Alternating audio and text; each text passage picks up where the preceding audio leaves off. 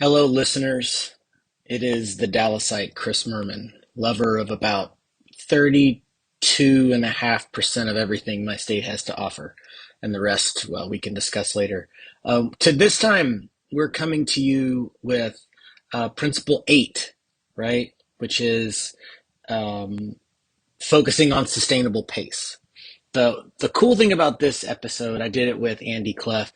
Andy is kind of a language nerd, a fellow wordsmither.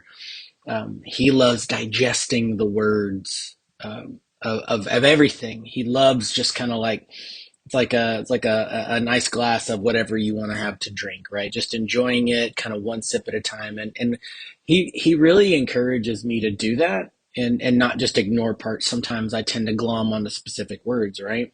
Like for example, sustainable is the word that everybody loves to focus on here. There is so much more to this topic to review than just that. Um, we go into the to the indefinitely. What does indefinitely mean? The whole, sprint versus marathon. Is the word sprint even valuable anymore? Um, I always, I've been looking at these kind of intros we're doing with new, post COVID quarantine lenses, and sustainable is really interesting now, isn't it?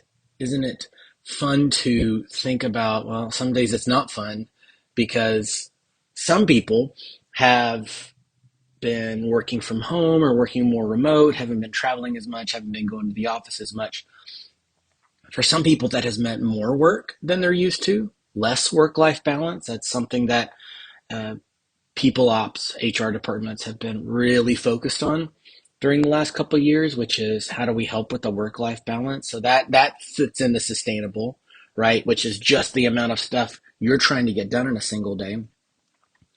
But also, some people are less busy. They don't have as much time to interact. There's no in between meeting times. So you're either back to back to back to back all day long. Many of you are like that. And some people have big gaps in the day and have been used to filling it with going and seeing somebody, dropping by their office. Hey, how's this going? How's that going? How can we help with this? A lot of my work in the past has been focused on that aspect. And it's really hard to kind of figure out what does it even mean to be sustainable, right? How do I make sure that my team's days are evenly spaced, that they're not feeling too overwhelmed? A lot of times these days, the best thing I can do is just tell everybody to knock off early on a Friday because we've had a really great week and there's no reason to kill yourself. Or, hey, we've got some early meetings, some early mornings coming up, so let's not work too late days. Um, that's kind of seemed what sustainable has been like for me. But it means something different for everybody. So I encourage you, when you read this, when you hear this, what does the word sustainable mean to you? Sustainable pace indefinitely, right? Like those are the three words we think of. What does that mean? And how can we think of a better way to do it moving forward? So thanks again for listening, everybody. Here is Principle 8. Hi, this is David Anderson of Lean Kanban. You're listening to the Agile Uprising podcast. On the 8th day of Christmas, my true love gave to me 8 maids a milking, 7 swans a swimming, 6 laying geese, 5 golden rings, 4 calling birds, 3 French hens, 2 turtle doves, and a partridge in a pear tree. Welcome to 12 Days of Agile. I am the Texan, Chris Merman. With me is Andy Cleff, my brother in love. Currently Philadelphian, so that's perfect. The city of brotherly love. I did not do that on purpose. I would love Yes, to tell you you I'm did. not smart. I would love to tell you I'm not smart. We're doing Principle 8. Agile processes promote sustainable development. The sponsors, developers, and users should be able to maintain a constant pace indefinitely. Now, we were talking, Andy, before we started recording. This is probably one of the most misquoted and misunderstood of the principles, yes? Yeah, there's so many bad metaphors out there and misunderstandings. It's going to be fun to unpack this one with you, Chris. Okay, so let's start with some of the history behind this principle. You were telling me that during our manifesto series that several of the 17 signees contributed little bits and pieces to kind of this. So I guess, so for listeners, this will be kind of a good history lesson. Where did this principle come from, Andy?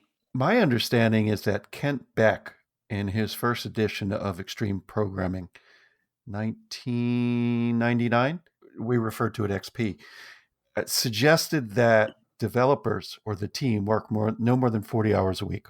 And in the rare instances where overtime was necessary, never do that a second week in a row. So I think Kent gets the Foundation Award for coming up with the original concept of a sustainable pace. Bob Martin, Uncle Bob, looked at it and he added to it a concept of the 8-hour burn, meaning you could go flat out for 8 hours and do that sort of intensive energy aspect and pulled it away a little bit from it's a whole week, don't worry about it, because shit, you could do 40 hours in 2 days. Right. Then Ron Jeffries came along, and I think he added the concept of sustainable pace to combine both Uncle Bob's and Kent's. It's not about a 40-hour work week. It's not about an 8-hour day. It is a sustainable pace. And then Alistair came along and said, sustainable pace. That's about two things. It's about maintaining project effectiveness and a social responsibility to the team. An early exploration into the concept that we call today work-life balance. Mm-hmm. Kind of summarizing all of those different pieces is, do we have the ability to press ourselves more intensely? Most of the time, yes, right? So while we have the ability to press and push, I always use the metaphor of pegging the RPMs on a car, right? While we have the ability to put the pedal to the metal, get it to its top speed, right? You wouldn't want to do it over a long period of time. And that's one of the biggest misconceptions that I see. When someone new to this mindset looks at this and goes, sustainable pace, what, take it easy, go slow? No, that's not what this means. Just as you described, sometimes you put the pedal to the metal. You expend energy really vigorously to get through something. But as you also said, you let the pedal up. And so you regain capability by taking time to rest. And I think it's a combo of those two. This is where I guess where I kind of get hung up a little bit is because there's the first sentence we can totally get behind that, right? Sustainable development. There's a lot of pieces of that. There's a technical aspect to sustainable development that's definitely part of XP. There's a people aspect to it, which is kind of what you were referring to with that Alistair kind of brought in about work-life balance, right? Sustainable work. But this, like the first part of the next sentence, the sponsors, developers, and users. What does that mean? Like, I get the whole, like, sponsors, there's an aspect that the sponsor plays in a constant pace indefinitely. Developers have a role of a constant pace indefinitely. But what is the user? How does the user contribute to a constant pace indefinitely? Have you ever thought about that? No, I haven't. You caught me off guard. So the word's always been there for 15, 16 years. I would say off the cuff that users must continue to use what we deliver. And we can't take them out of the equation. Constant pace indefinitely. We can quibble in a bit about what we mean by constant pace. Well, let's not wait a bit. For me, it maintain a stable and predictable pace. Oh, you hit a trigger word for me just now. My body just convulsed when you said predictable. I don't know if it's constant. But anyway, the idea behind all of what we do with this mindset, with these principles and value, is to enable continuous delivery of value to our users. And if our users aren't in the game but once every 18 months, right, what's the point? It's not sustainable development.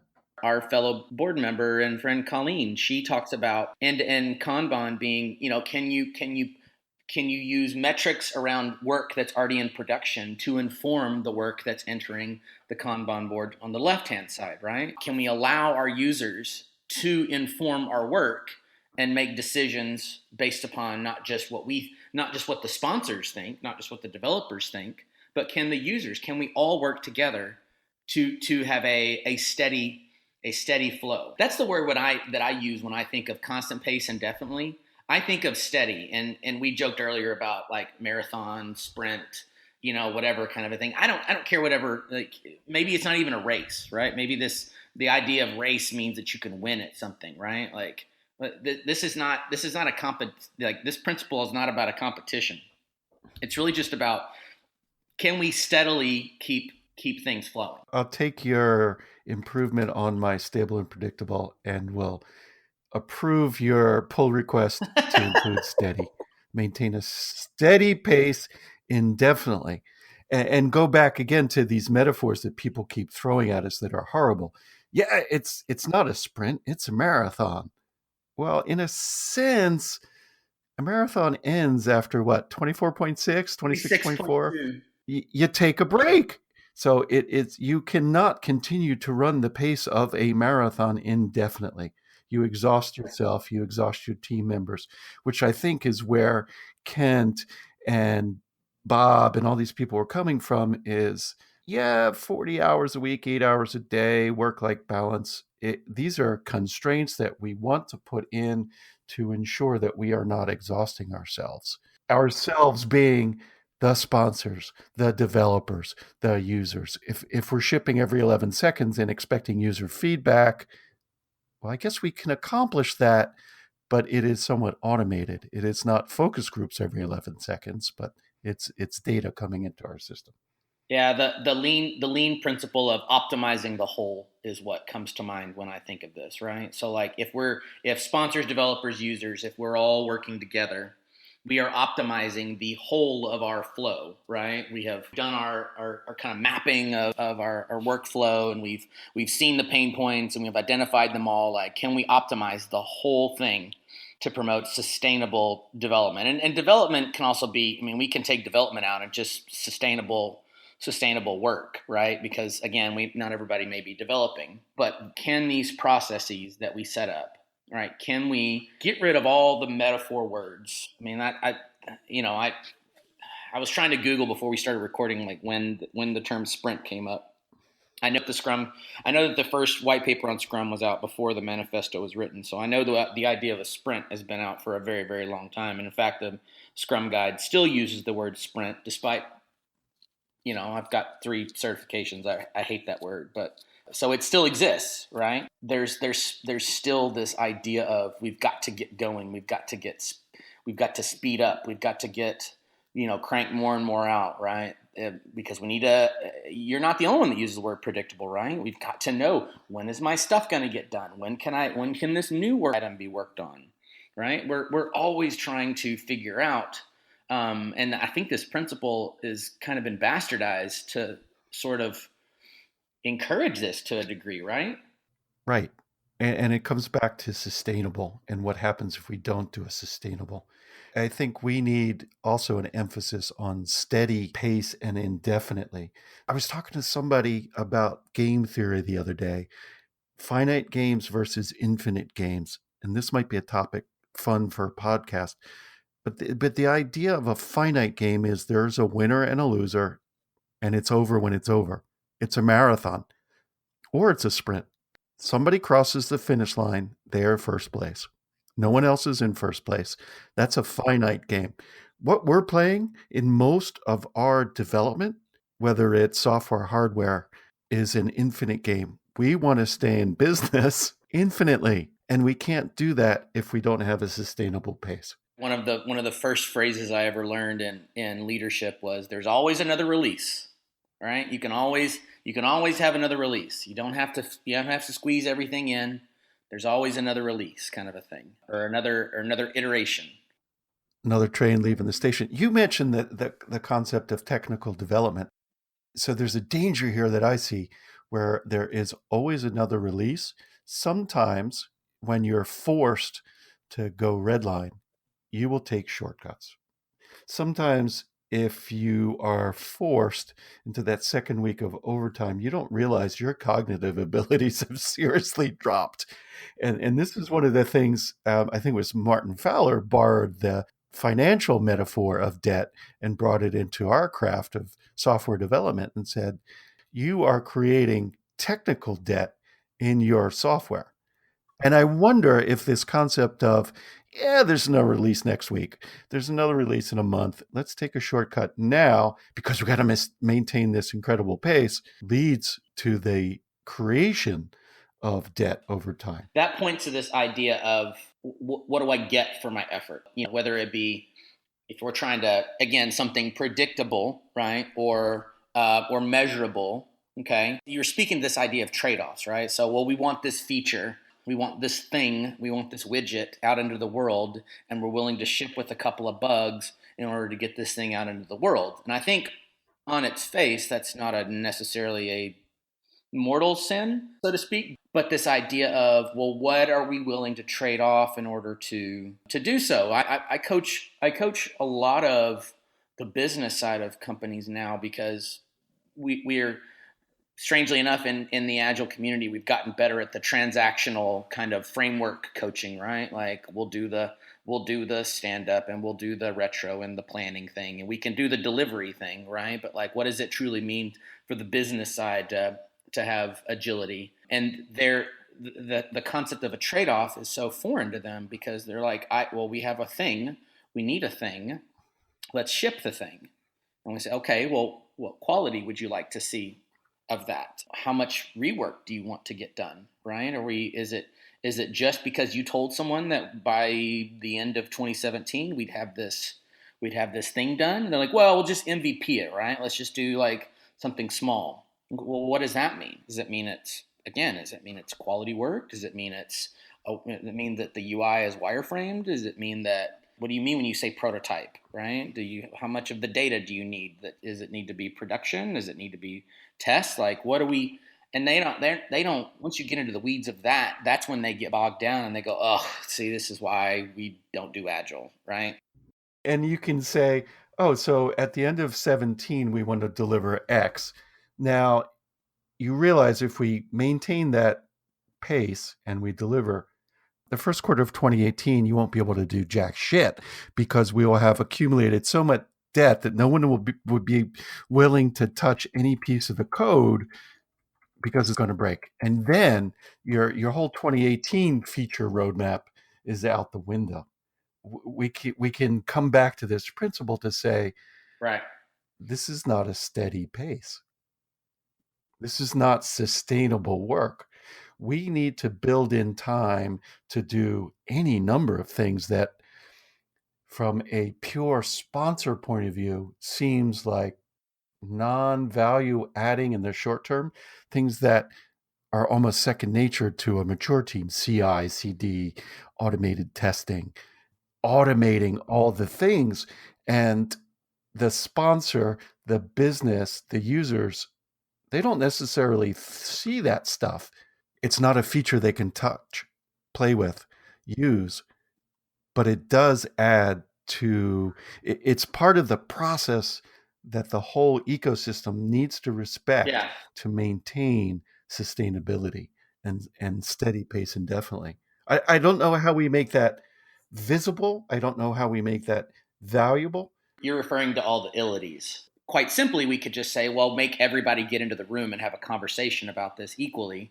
That's harder sometimes than it seems, or more trouble than it's worth to some organizations. And they say, just go deal with it, right? Just tell me what this means. You can use patent story mapping technique to show all the things that need to get done. The more visible you make everything, right?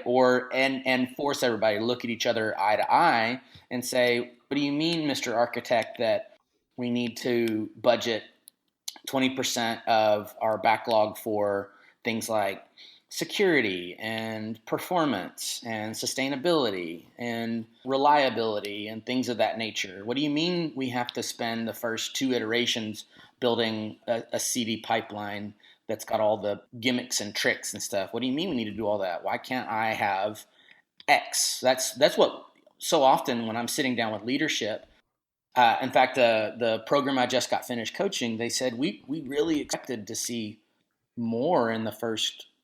Like we thought we were going to get going much faster than it took much longer to get started than we thought. And I said, well, why do you feel like it took longer? And they thought, well, we thought that, you did a bunch of interviews and you sat down and talked with us and we kind of came up with an experiment. And we just figured like, okay, we'll just sit down and start doing it. And then in 2-3 weeks, it'll just be working, right? Like, what do you mean we can't get going faster? Well, okay, I should have probably sat everybody down. I said, this is what it looks like. And we have to do that in our teams because if we don't, we're gonna be immediately behind. The project's gonna be yellow, or if we go back to the whole red, yellow, green principle, right?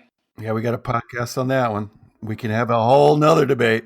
Don't toss watermelons. That's the TLDR for that one. If you don't force each other to look everybody in the face, visualize the work, right? Those are the processes that it says that it's speaking to here when they say promote sustainable development, right? I agree. And one of the things I struggle with in that same sort of environment you just described is building in room for free time and relaxation, room for exploration and development that indirectly and long-term produces value for the business. What are some of the things that you've uncovered that help in the conversation, similar to the one you just described, where your stakeholders and sponsors says, gosh, I thought you'd be a lot further than you are right now in Sprint 3, Chris. What's going on here? How do we build that long-term perspective that this is, and again, you can't go to faulty metaphors of this is a marathon. It's not. Marathon has an end. So you mentioned this infinite game kind of principle. My ex-wife's family, they're not the competitive type. I grew up in a West Texas family where everything is a game and everything's got a winner and a loser, and there were no participation trophies when I was a kid, right? But they had this.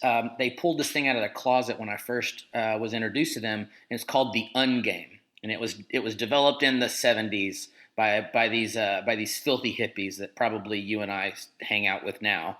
And this idea is there was no start line, there was no finish line. You just kept playing until and there were questions, and maybe you'd move forward and maybe you'd move backward, but it didn't really matter where you were on the board, just where you were was the kind of card that you picked. And I thought, that's the dumbest thing I've ever heard. Like, that sounds like the stupidest way to spend time. But in a way, that concept is the environment that we're trying to build, which is who cares how far down the roadmap we are? Like, just where we are is where we are. And what we need to do is what we need to do. Regardless of how open-minded or freewheeling hippie you are, I think that concept is lost on us as humans, especially if you're talking about the sponsors of this piece, right? They need to have their roadmap advance. They need to have their metrics improve. They need to have all these things because budget is being allocated for this work, and I'll be damned if I'm not going to make it look like we're doing good, because if we're not progressing, like, why am I making all this money, right? Are you heading down the path of incompatibility? I mean, I was smiling for a while and it turned to a frown, because inherently the gold owners, the sponsors, they've got a bottom line responsibility. Mm-hmm. They've got shareholders, board of directors, market forces, stock prices to be responsible for, and something to hit. They aren't looking at infinity. They're looking at the end of the quarter. I will say this. There are some companies that are truly starting to see the value in breaking things into smaller chunks, right? So like, companies are starting to take, instead of a yearly budget and these yearly planning conferences that they do, they're starting to break them up into quarterly budget reviews or monthly budget reviews. Like, those are the crazy out companies of, like, okay, this, next month's budget, we have, these number of teams allocated toward these strategic objectives, kind of a thing. I mean, that's one of the things that I actually appreciate about Scaled Agile. What they do is they've managed to take the work and they've managed to quantify it into this fixed, firm, flexible stage of let's look at the next quarter. How can we fund the right epics and teams to get the work done, right? Well, that's scary to so many people, because they're like, well, I have to use all my budget or I won't get that budget next month, or I won't get it for the next year. Leadership is not leadership is not motivated by tech debt. Leadership is not motivated by a sustainable, like, but to them sustainable means I am using all the funds being allocated to me. I'm using, and this is the dreaded R word, all my resources are being used appropriately, and as a result, I'm adding to the bottom line and I'm achieving the goals of everything. None of that is represented in this principle a single bit, because that's them in their own little ivory tower, so to speak, right? This principle says those sponsors come down from Olympus, right, and have a conversation with developers and users, and they say, how do we make sure that we are optimized for the work that you all want to get done? Let's visualize it. Let's talk together. Heck, why can't we all be in the same room together? Hey, users, here's the business people. Hey, developers, here's the stuff that they're building for you. Like, that's a crazy concept. I feel like we've been futzing around this, just kind of venting for a while. Is this principle worded well? Do you feel like that the message is lost and we need to improve it? Is it just not being? Are we not teaching the principle well? Like, where do you see the failure with this principle being used effectively in the market today? Some of the gaps we've talked about, and I'll recap them as we read through it one more time. Agile processes promote sustainable development. Okay, that's pretty clear. The sponsors, there's a gap there. Developers, I think, get it. It's obvious what happens when we hit burnout creatively or in life. Users, big question there we haven't really talked about in the Agile community at length in the context of this principle, should be able to maintain a constant pace indefinitely. And I love your approach of, no, it's not stable. Sometimes you're redlining, but you're backing off. Predictable, yeah, the sponsors and the users need some predictability. And maybe it's encapsulated better in a steady pace. The important part is sustainable and indefinite, which brings it into this infinite game. And there's this collision, I think, with users' expectations as well as our sponsors' expectations. The culture that our sponsors are in, that they have shareholders, stakeholders, they have metrics they need to hit. And that's where some of the tension comes from. I think the principle for me holds.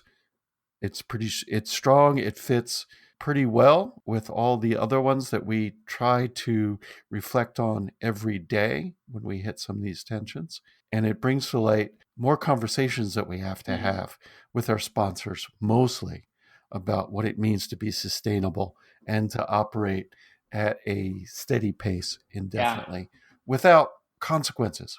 I love your analogy of taking a high performance machine / team and redlining it, but you can't hold it there for long. You will explode. You will seize a piston. You will lose team members. You will build technical debt. You'll piss off your users, and suddenly your indefinite becomes a definite. Man, you hit something. There was so much of what you said that was genius. I would say that if there was a word that I felt that was missing, I think in the second sentence, I feel like what we've been describing, and this just kind of came to me, so I'm not sure if this makes sense or not, but I feel like the word together should be used, right? The sponsors, developers, and users together should be able to maintain a constant pace indefinitely, right? Like, can we all have a conversation to say, what does sustainable sound like to you? What is sustainable development? Okay, is it a technical piece? Is it a lean Kanban method of business requests? What does constant pace? What does indefinite sound like? When do we inspect and adapt in this piece? Which we get to later on, right? So if we're doing all these things, if we're doing all these principles, and then stopping at the end with number 12 and inspecting and adapting, what does it look like? Is this sustainable? Is what we're doing sustainable? Have we broken anything? Are we taxing? Maybe the team, you mentioned a high performing team. Maybe the developers are moving too fast to keep up with sponsors' requests. Colleen tells a story of that in one of her conference talks about the teams got so optimized that business couldn't keep up with the needs to feed them work, right? Maybe the users are fine with the work they have. Maybe the users are fine with just maybe stabilizing the site a little bit.